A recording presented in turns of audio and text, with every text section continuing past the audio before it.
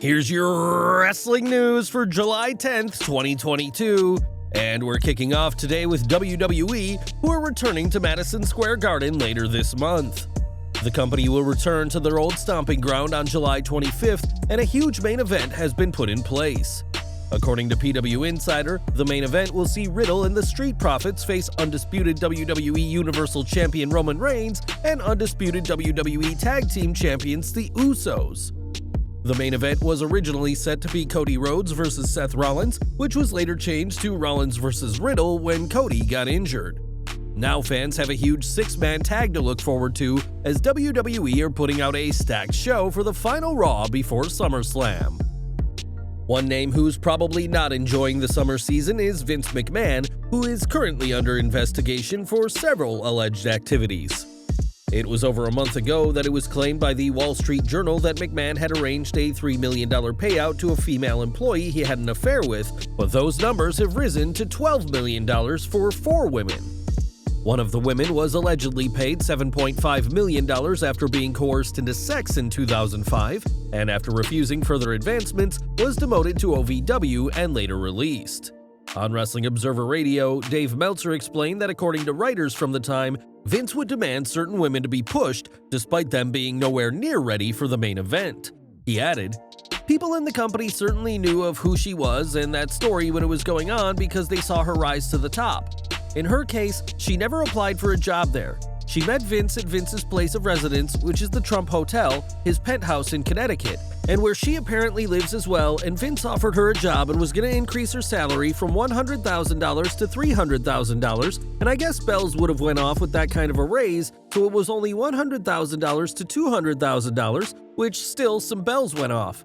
She's also alleged to have been moved out of one department to the assistant of John Laurinaitis, and I guess the allegation is that John Laurinaitis had an affair with her and she was paid $3 million to keep quiet. That was all very recently. Most of these other cases are in the mid-2000s, the Diva Search era. I've been told 2 names. I'm not going to be talking about the names because it's not really fair to the women. There's a very familiar ring to the story. I know one writer who told me one name. It is that Diva Search era people that a lot of them came and went very quickly. They were brought to the main roster because they looked good in bikinis, and then they were gone. It's a really ugly situation when you think about it." Meltzer added that McMahon allegedly coercing this particular woman into sex is possible, as he is alleged to have done the same with WWE's first female referee, Rita Chatterton, in 1986. Whatever comes next, McMahon has promised to respect the decision of the investigation, but after decades on top of the entire industry, Vince's days in wrestling may be coming to an end. McMahon appeared on screen last month as part of the June 27, 2022 Raw, which was a celebration of John Cena. The show marked 20 years exactly since Cena's main roster debut, and it wasn't just WWE stars who were on hand to congratulate him. Several AEW stars who had feuded with Cena in the past appeared via video vignettes, and when speaking on the Masked Man show, Tony Khan gave his reasoning for allowing his wrestlers on the competition. "I heard from WWE directly. They contacted me and asked if I would give them access, give them videos, if I would ask some of the wrestlers in AEW to send in tribute videos for John Cena's 20th anniversary. I thought that was a very nice thing. It sounded like a nice event, a classy thing, and I have no problem helping out. And that was the kind of thing that it's not going to hurt us. And I'm happy to do the right thing and be a good Samaritan when it's called for."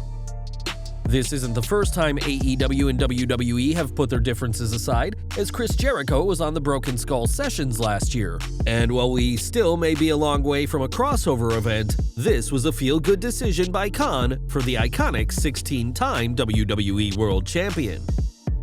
At Money in the Bank, Rhea Ripley was meant to challenge for the Raw Women's title, but her match with Bianca Belair never took place. A brain injury suffered by Ripley forced WWE to change plans, and now the Australian wrestler has given an update on her condition. On Twitter, Ripley showed off the heart monitor she is now wearing and joked that she's Iron Man, who uses a metal device around his heart to keep himself alive. A heart monitor is used to record and track any potential irregularities in the heart, but despite this device and her brain injury, she is not expected to be out of action for a long time. It remains to be seen when Ripley will return, but until then, we're wishing the former champion and her heart the best on her road back to the ring. Now, this week's SmackDown saw the company continue on the road to SummerSlam, but there was a special treat for the live crowd after the show.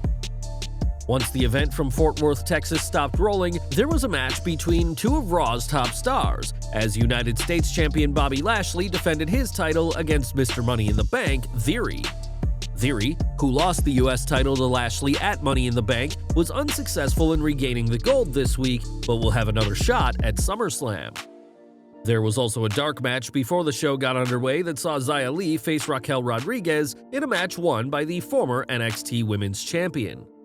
This continues a wave of momentum for Rodriguez and a difficult main roster call-up for Xia Li, who can't even be given wins by WWE when no cameras are rolling. Over to AEW now, as when CM Punk joined last year, fans were ecstatic, but there were questions over how he'd deal with a certain member of the roster. It's no secret that Punk and Colt Cabana were once the best of friends before legal troubles drove the two apart, but not every report about the two is accurate. Earlier this week, other news sources reported that Cabana had been expected to be cut from AEW this past March before several members of the roster went to bat for him, and it was said that AEW's reasoning for wanting to cut Colt was due to his bitter relationship with Punk. It was added that Cabana had been released but re-signed as part of Ring of Honor, which explained his appearance at April's Super Card of Honor event. However, Dax Harwood has now dismissed these reports and called it a 100% complete fabrication. Dax admitted that he hasn't read the article, but wanted everyone to know that no one is trying to get anyone else fired in AEW. Cabana's last appearance in AEW was him losing in tag team action against the Butcher and the Blade, and while he's not exactly setting the world on fire in the promotion, and is said to be almost ever at tapings, that isn't due to anything CM Punk has done. More from AEW, as the July 20th edition of Dynamite will see Chris Jericho face Eddie Kingston with a special stipulation in place. Not only will this be a barbed wire death match, but members of the Jericho Appreciation Society will be locked inside a shark cage above the ring. Hopefully this death match will go better than the much maligned match between Jon Moxley and Eddie Kingston from last year, but we'll have to wait until the July 20th show to see for sure. Back to WWE, and few tag teams are more popular right now than the Street Profits, but there's been a lot of focus on one member in particular. It's been reported for some time now that WWE is high on Montez Ford, who could soon be in the midst of a huge singles push, which could spell bad news for Angelo Dawkins.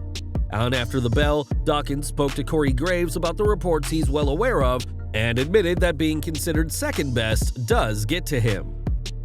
Montez, that's my brother. I know he's good. I know he's talented. He's destined to become the world champion. But on the other hand, I saw people talking about me like I'm some scrub or whatever, and I'm like, oh, wait a minute, hold up.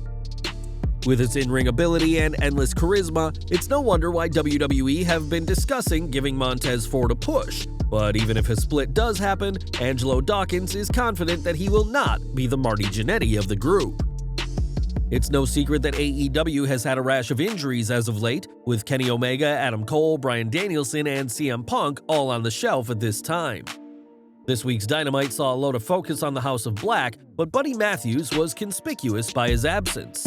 Thankfully, the former WWE superstar isn't hurt, as the Wrestling Observer newsletter reports that Buddy is doing a tour for the World Series Wrestling promotion in his native Australia, so was, of course, unavailable for Dynamite. Matthews has been working through a shoulder injury, but that clearly wasn't bad enough to prevent him from traveling to Australia, so fans can expect him back on TV very soon. It's not just in AEW that wrestlers are injured, as WWE is also facing serious injuries, with Randy Orton not wrestling for over a month now. The Apex Predator has been out with a back injury and has faced time off in the past, but his latest hiatus will seemingly end next week. WWE's Apex Predator is being advertised for the upcoming Saturday night's main event house show on July 16th, which will take place at the Donald L. Tucker Civic Center in Tallahassee, Florida. While rumors have circulated that RK Bro will split when he returns, that hasn't been confirmed yet, but we'll have to wait and see what happens with the Viper next week. Now, this week's Raw fell on July 4th, so the show had several Independence Day related segments, which, as you'd expect, featured plenty of red, white, and blue. More eagle-eyed fans will have noticed that while there were plenty of stars and stripes, the flag of the US wasn't shown, and that wasn't by accident. Sean Ross Sapp reports that WWE laid out the mandate to not use the actual flag if possible for any of the Cookout segments associated with July 4th. It's interesting that WWE avoided showing American flags, but they are also a worldwide product and need to appeal to every country on the globe, even if it meant ditching Old Glory for this week's Raw. And we're ending today with Zoey Stark, who has been out of action since October with a torn ACL and meniscus, but is expected back very soon. In the Wrestling Observer newsletter, it said that NXT Creative are already discussing her return, and we can only hope that she can keep free of injuries from here on. Well guys, that's our news for today. Please share your comments below. Also hit the like button, subscribe to our channel, and hit the bell icon to receive all notifications. And as always, thanks for watching.